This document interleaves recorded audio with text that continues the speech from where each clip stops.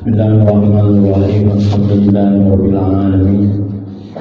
Wassalatu wassalamu ala sayyidina Muhammadin asyrafil mursalin sayyidina wa maulana Muhammadin wa ala alihi wa sahbihi ajma'in. Amma ba'du. Nah, pada hari ini sesuai dengan WA yang masuk, karena ditanya materinya Bapak Ustaz. Ya, udahlah gini aja. Beneran saya ini susun buku, ini tahun 2008 saya tulis. Tidak ada sebuah kitab ketik, saya coba terjemahkan, kemudian saya kasih keterangan. Makanya judulnya agak ini, Syarah Kontemporer, artinya keterangan yang mungkin modelnya kekinian begitu. Nah, di buku saya ini ada membahas tentang zakat itu yang sebagian difotokopi, tapi tabelnya ini, ya, nanti kita kaji zakat secara filosofis, zakat secara filosofis dan hukum. Ya, silakan nanti setelah kajian kita buka sesi tanya jawab. Baik, kita bahas zakat secara filosofis dulu ya. Pak, zakat itu dari arti bahasanya saja sudah luar biasa. Di zakat pertama nama itu artinya berkembang. Jadi orang yang berzakat hartanya akan berkembang. Kemudian zakat di mana toharoh, suci. Jadi orang yang zakat hartanya akan suci. Kemudian ada juga di mana barokah, berkah. Berkah apa berkah? Dari dulu paling susah mendefinisikan berkah, tapi bisa dirasain. Kalau anak kampus bilang punya kredit poin, punya nilai plus, punya nilai tambah, ya itu berkah tuh. Contoh yang gampang lah, duit 10.000 nggak berkah, mending mana dengan duit 1 juta tapi berkah. Ayo jawab. Kok ibuku takut jawabnya? Duit 10.000 nggak berkah, mending mana dengan 1 juta tapi berkah. Nah, iya, nggak salah kan? Jadi punya nilai tambah, uangnya nggak seberapa, tapi di balik uang itu luar biasa. Banyak orang yang punya uang banyak, tapi uangnya malah bikin dia galau, bikin keder, nggak tenang jiwanya. Nah, mungkin cara memperolehnya kali yang kurang bagus, ya, atau dimanfaatkan bukan pada tempatnya. Uang yang harus dimanfaatkan buat kemaslahatan diri, keluarga, dan lingkungannya dipakai buat maksiat. Ya, na'udzubillahi min dzalik. Itu nggak membuat tenang loh. Jangan dikira nih uang nih yang kita infakkan buat maksiat nggak akan berpengaruh sama diri kita. Nggak ada maksiat yang tidak akan berpengaruh.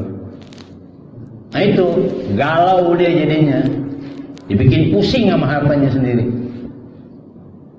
Nah, zakat salah satu maknanya barokah, berkah, punya nilai tambah. Artinya orang yang zakat dia akan berkah. Kemudian di mana zada, apa zada bertambah. Jadi orang yang zakat hatinya akan bertambah. Kan ada kaidahnya begini. Mana kosong malun min barabotin. Harta tidak akan berkurang dengan sebab dizakatkan.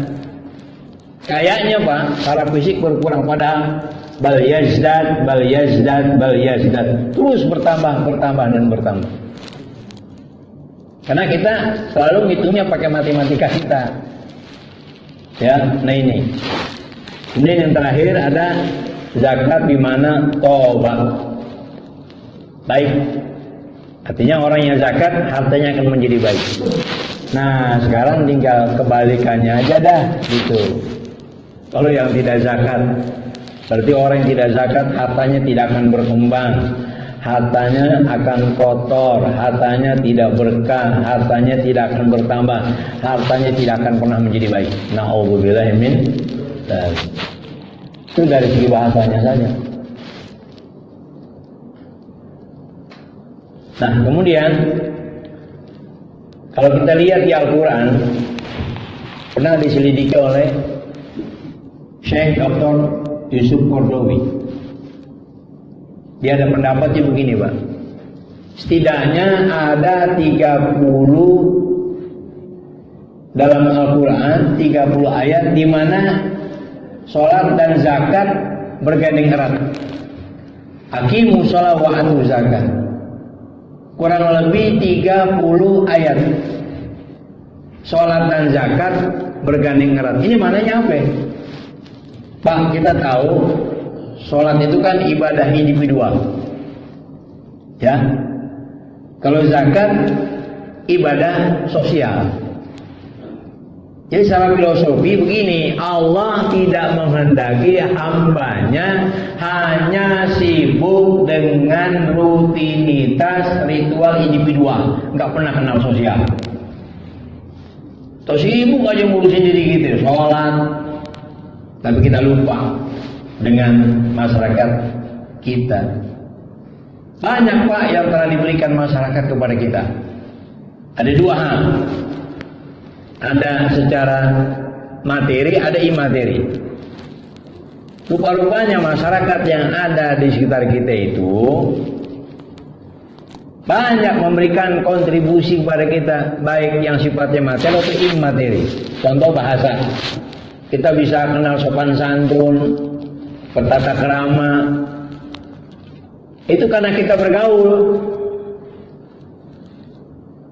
Dulu waktu saya mau kecil, maaf nih bukan cerita film, ada film Luken dulu, pernah ingat nggak? Yang orang tinggal di hutan, tiba-tiba ke kota, atau diadopsi sama Binyamin tuh, Tarzan kota, nah, kayak begitu dah, ya kan? Orang nggak pernah bergaul, nggak kenal lingkungan, nggak kenal sopan santun. Bahkan kita bisa bahasa saja karena kita bergaul. Makanya Bapak jangan bingung. Di Inggris itu anak umur 6 tahun sudah bisa bahasa Inggris, gitu.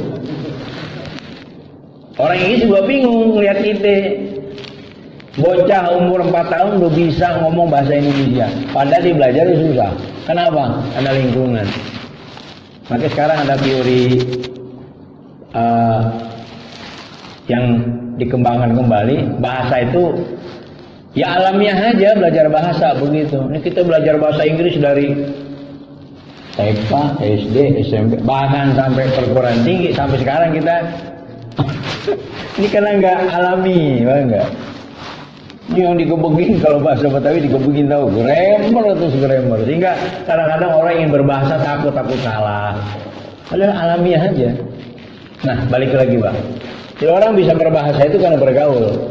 Kalau nggak bergaul nggak bisa. Itu masyarakat memberikan kontribusi kepada kita. Ya, yang sifatnya imateri tadi. Kayak apa tadi? Adat istiadat, sopan santun, bahasa, tata krama dan sebagainya. Nah, yang kedua, yang sifatnya materi. Gak mungkin Pak, seorang pedagang bisa sukses kalau nggak ada pembeli, benar nggak? Sampean hebat sekarang sukses. Oh iya, saya pedagang. Siapa yang bikin kaya pedagang? Itu yang tiap hari datang, yang recehan, yang bukan recehan, itu yang buat dia kaya tuh. Ya, jadi bukan. Nah ini kadang-kadang manusia nggak nyampe pikirannya. Ternyata masyarakat juga banyak kontribusi dalam menjadikan kita jadi orang kaya. Kita aja contohlah, si pedagang bisa sukses, bisa kaya karena ada pembeli. Nah itulah makanya sekali lagi kenapa sampai Allah kurang lebih 30 ayat dalam Al-Quran sholat dan zakat digandeng erat. Ini artinya Allah tidak menghendaki hambanya hanya melulu dengan rutinitas ritual individual, tapi tidak kenal dengan sosialnya. Yang telah banyak memberikan kontribusi kepada kita, baik apa tadi itu, yang sifatnya imater atau materi. Nah yang terakhir nanti kita bahas. Ibnu Abbas, orang kalau sebut Ibnu Abbas itu udah luar biasa, ya. Kalau di zaman Nabi, bocah kecil yang pemahaman Al-Qur'annya di atas sahabat-sahabat besar. Ya, ini Ibnu Abbas. Oh, kalau saya cerita Ibnu Abbas nggak cukup waktunya. Nah, satu ketika Ibnu Abbas pernah ngomong begini. Man kana lahu malun yuballighu hajja baitila wa lam yahujja. Siapa orang yang punya harta udah cukup buat berangkat haji tapi enggak haji. Tar mati dia. Ya. Awalam yuzaki, atau punya harta udah cukup untuk dizakatkan tapi nggak mau zakat. Statement dari Ibnu Abbas, ini berani dia ngomong depan sahabatnya. Sa'ala raja'ata 'indal maut. Tar begitu dia mati, begitu ruhnya sudah sampai di tenggorokan, dia kepengen kembali lagi tuh. Itu kata siapa? Ibnu Abbas. Temennya protes. Ittaqillah ya Ibnu Abbas. Ya Ibnu Abbas, takutlah kau kepada Allah. Innama yas'alu rajata al-kuffar. Cuman orang kafir yang kalau ruhnya sudah sampai di tenggorokan minta dikembalikan. Oh, kata sahabat-sahabatnya ini, enggak.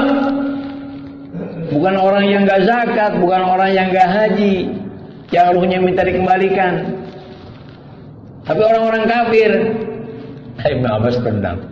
Kata Ibnu Abbas ini, saat lu alaika bidzalika Qur'anan. Nih, saya bacakan kamu ayat.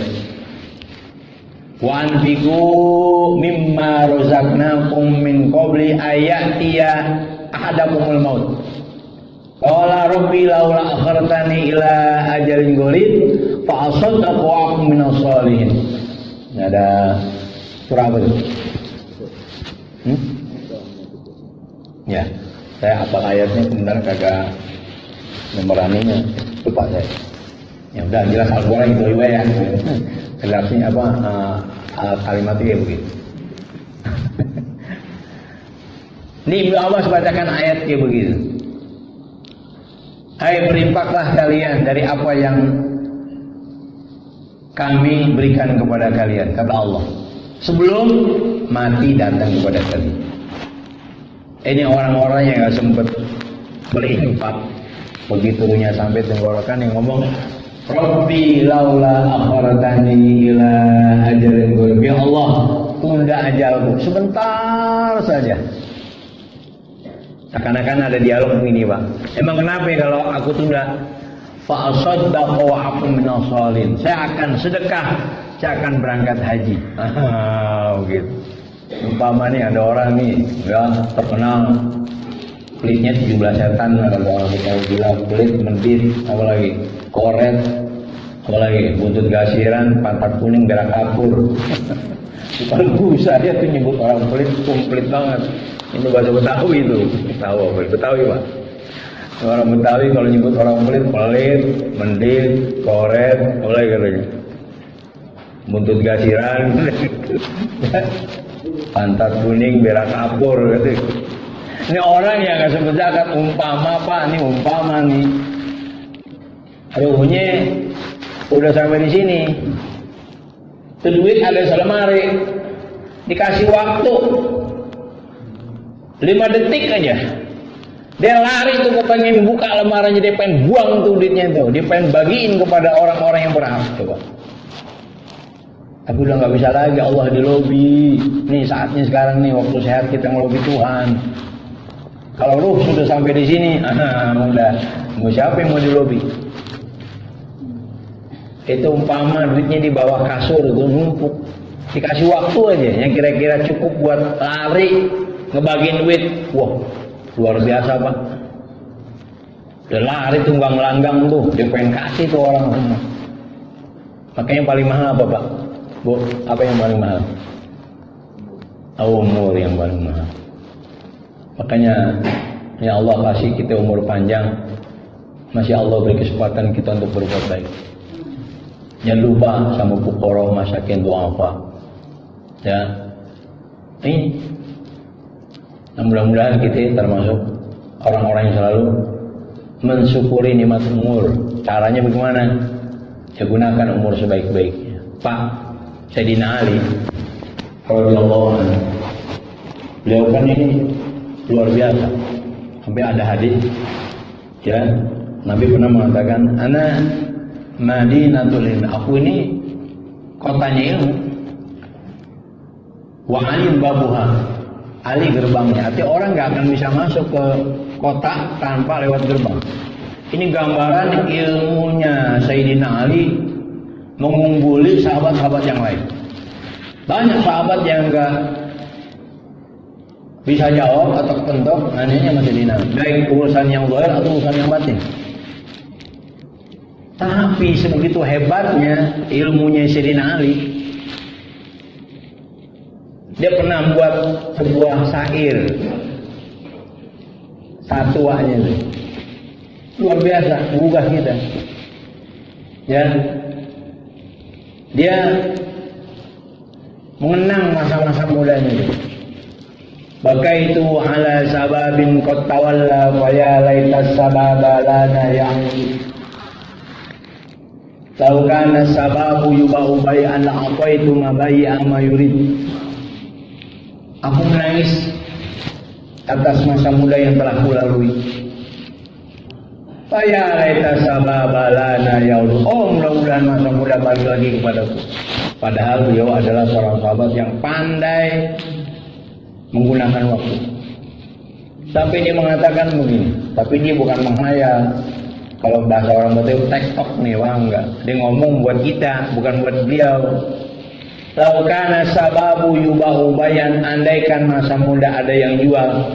Sama bapak nih datang kemana, ke pasar, ada yang jual masa muda, oleh digantung-gantung lu 3 tahun 3 miliar, 4 tahun 4 miliar umpama gitu, ada yang ngobrol umur nih. La itu ma bai'a ma, berapa aja harganya saya beli. Coba. Saking mahalnya umur tuh. Sampai orang kaya yang tadi udah mau mati, umpama ada yang ngejual umur, dia nggak peduli harganya berapa, saya beli berapa aja harganya itu. Nah, sekali lagi mudah-mudahan kita semua termasuk saya pribadi adalah Allah ya berikan kita bisa mensyukuri nikmat umur.